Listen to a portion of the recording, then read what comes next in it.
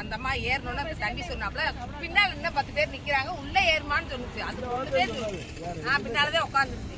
உள்ள ஏறுமான்னு சொல்லுச்சு. எப்படா நீ என்னத்துக்குடா ஏறுமான்ற அப்படின்னு சொல்லிட்டு அப்படியே அந்த அம்மாவே சத்தம் போட்டுச்சு. இங்க வந்து ஒரு 20 பேர் பஸ் முன்னால் நின்றுட்டாங்க.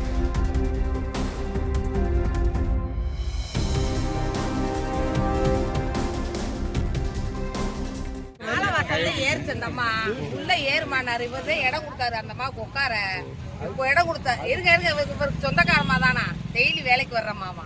அந்த அம்மா இறங்கி என்ன அந்த அம்மா ஏறணும்னா தம்பி சொன்னாப்ல பின்னால இன்னும் 10 பேர் நிக்கிறாங்க உள்ள ஏறுமான்னு சொல்லுச்சு. அது 1 பேர் சொல்லுச்சு. நான் பின்னாலதான் உட்காந்துருந்தேன். உள்ள ஏறுமான்னு சொல்லுச்சு.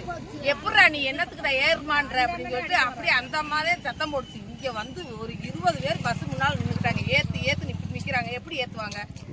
எப்படி ஏத்துவாங்க சொல்லுங்க.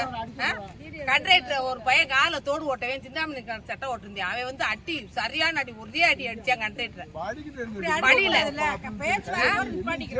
அப்புறம் தான் டிரைவர் இறங்கி போய் அந்த பையில உள்ள இழுத்து வந்துட்டாப்ல. படியில அந்த பையன் கீழே இறங்கல மேப்படியில ஏறி வந்து அடிச்சாப்ல. அந்த பையன் சரியா பஸ் வர்றது இல்ல.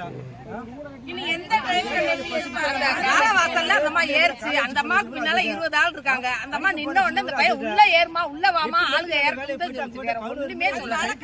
ஓடி வாடிங்க எந்த வார்த்தை அசிங்கமான வார்த்தை பேசல.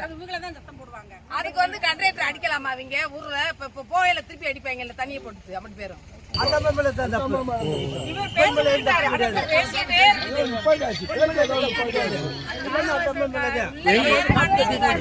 எங்க வச்சு அடிச்சாங்க?